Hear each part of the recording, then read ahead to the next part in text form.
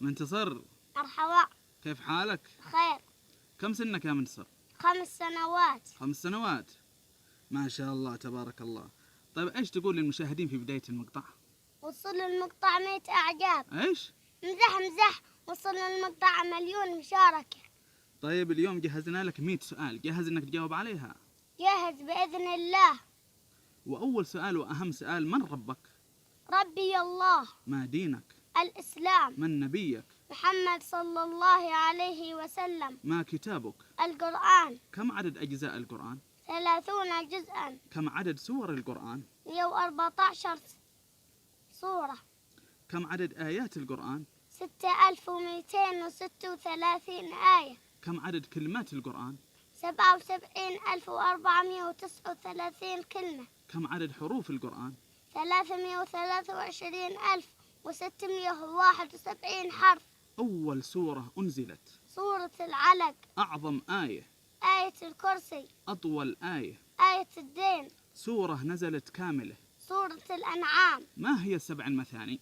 سورة الفاتحة. ما هي قلب القرآن؟ سورة ياسين. ما هي سنام القرآن؟ سورة البقرة. ما هي عروس القرآن؟ سورة الرحمن. ما هي السورة المنجية؟ سورة الملك. آخر سورة أنزلت؟ سورة النصر.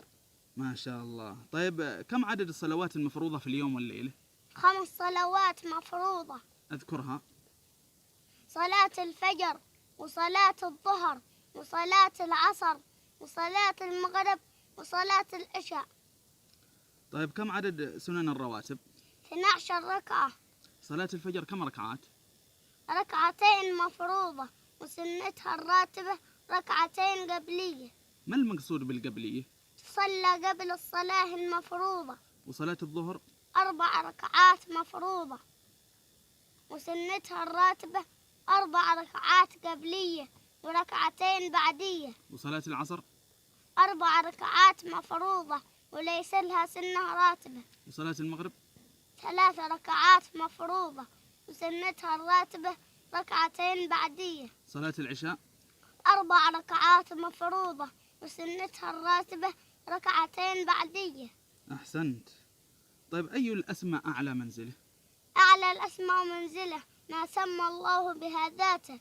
تحفظها؟ علمنا منها 99 اسما وصفة، ومنها اسم الله الأعظم، علمه من علمه وجهله من جهل. ما شاء الله. طيب اذكرها لي.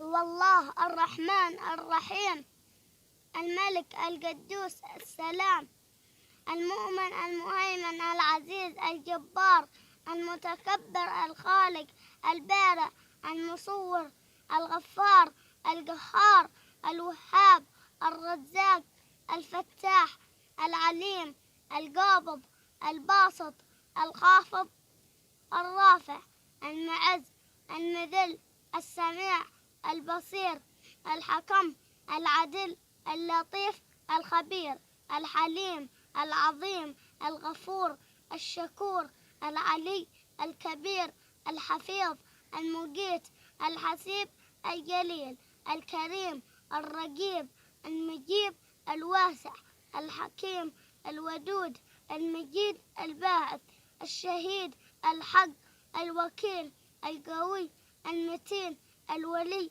الحميد المحصي المبدع المعيد المحيي المميت الحي القيوم الواجد الماجد الواحد الصمد القادر المقتدر المقدم المؤخر الأول الآخر الظاهر الباطن الوالي المتعالي البر التواب المنتقم العفو الرؤوف مالك الملك ذو الجلال والإكرام المقصد الجامع الغني المغني المانع الضار النافع النور الهادي البديع الباقي الوارث الرشيد الصبور. أحسنت، بارك الله فيك. طيب قل لي يا منتصر، من خير خلق الله؟ خير خلق الله طه أحمد أبا القاسم النبي محمد صلى الله عليه وسلم، ابن عبد الله ابن عبد المطلب ابن هاشم ابن عبد مناف ابن قصي ابن كلاب ابن مرة ابن كعب ابن لؤي ابن غالب ابن فهر ابن مالك ابن النضر ابن كنانة ابن خزيمة ابن مدركة ابن إلياس ابن مضر ابن نزار ابن معد ابن عدنان، نسبة إلى إسماعيل ابن إبراهيم عليهما وعلى نبينا الصلاة والسلام. أحسنت. كم عدد أركان الإسلام؟ 5. اذكرها. روى الإمام البخاري في صحيحه من كتاب الإيمان: حدثنا عبيد الله بن موسى قال: أخبرنا حنظلة بن أبي سفيان عن إكرمة بن خالد عن ابن عمر رضي الله عنهما قال: قال رسول الله صلى الله عليه وسلم: بني الإسلام على 5: شهادة أن لا إله إلا الله وأن محمد رسول الله وإقام الصلاة وإيتاء الزكاة والحج وصوم رمضان. أحسنت. شرب لك شاهي مدام.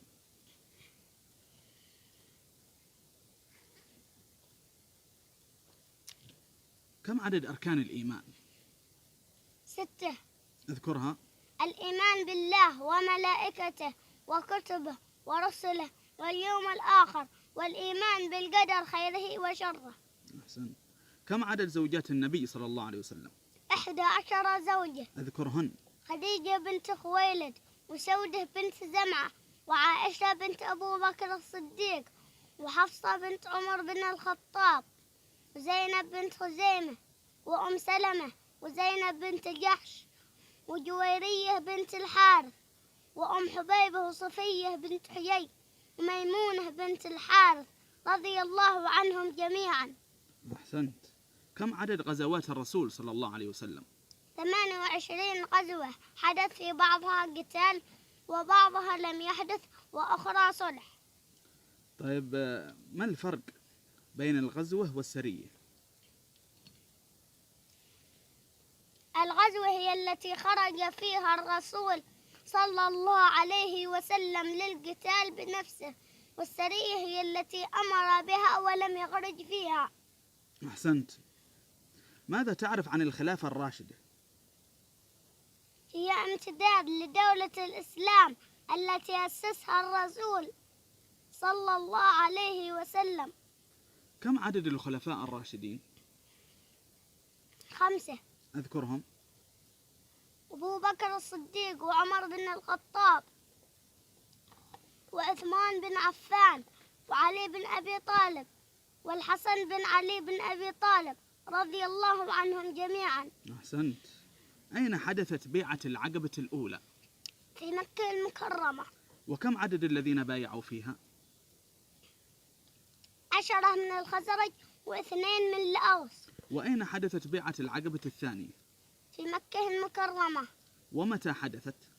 في السنة 13 من النبوة.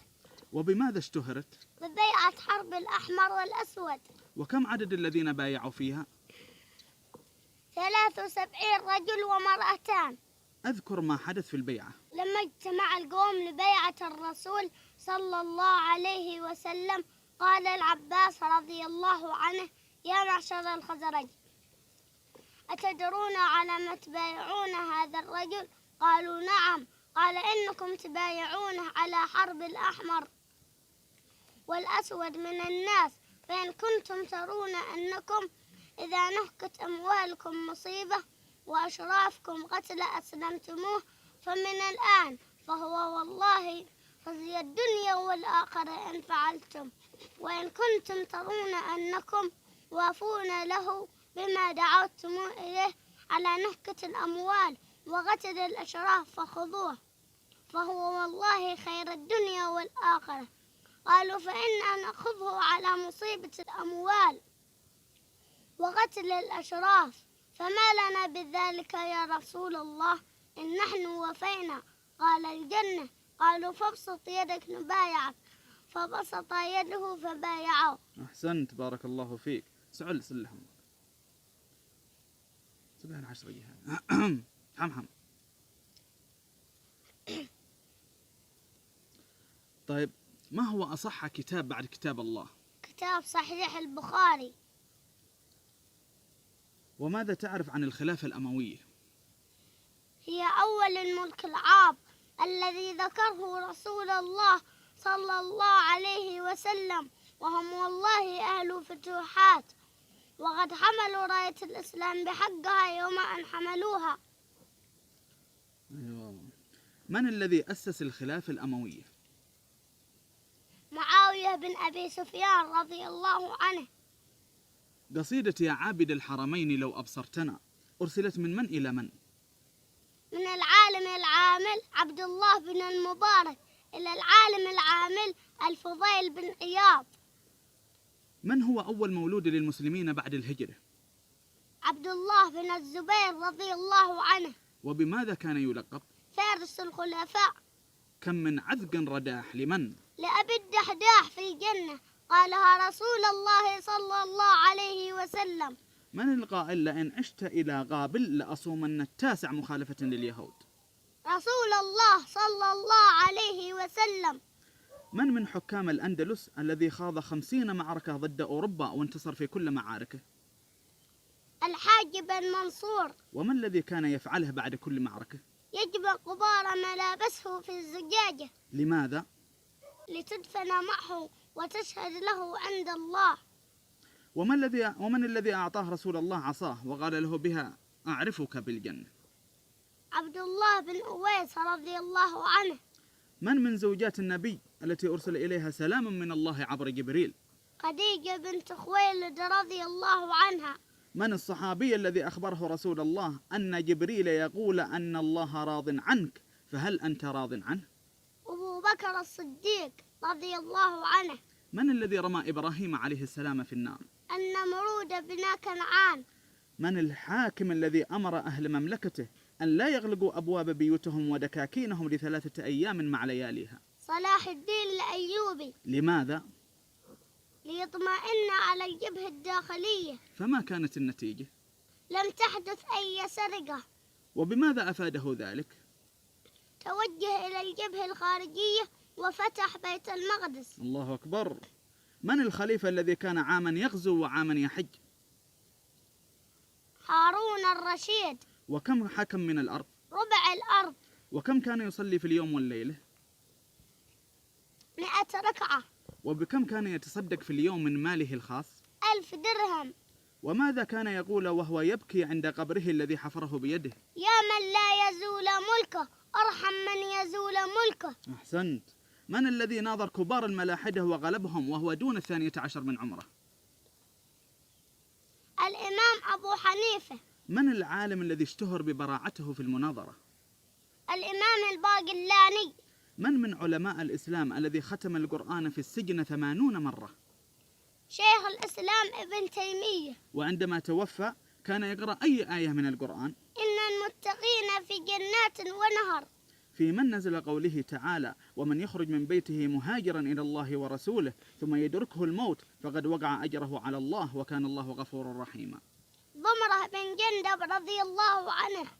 من الرجل الذي قتل الأسد الذي جلبوه جيش الفرس لقتال المسلمين؟ هاشم بن عتبة رضي الله عنه. من سيف الله المسلول؟ خالد بن الوليد رضي الله عنه. من أسد الله؟ حمزة بن عبد المطلب رضي الله عنه. من حواري رسول الله؟ الزبير بن العوام رضي الله عنه. من سيد شباب أهل الجنة؟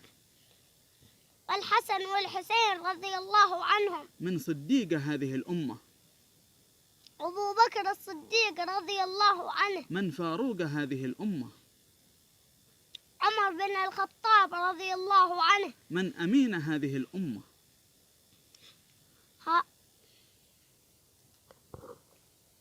أبو عبيدة بن الجراح رضي الله عنه. من حبر هذه الأمة؟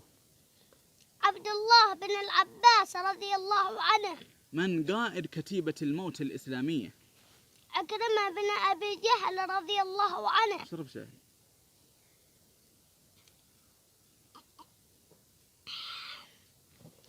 من الصحابي الذي ذكر اسمه في القرآن؟ زيد بن حارثة رضي الله عنه. من الصحابي الذي بعثه رسول الله إلى كسرى يدعوه إلى الإسلام؟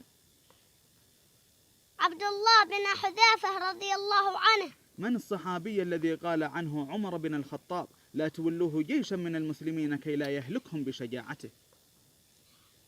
البراء بن مالك رضي الله عنه. من رجل المهمات الخاصة في جيش المسلمين؟ محمد بن مسلمة رضي الله عنه. من أمين وحي السماء؟ جبريل عليه السلام. من هم العشر المبشرين بالجنة؟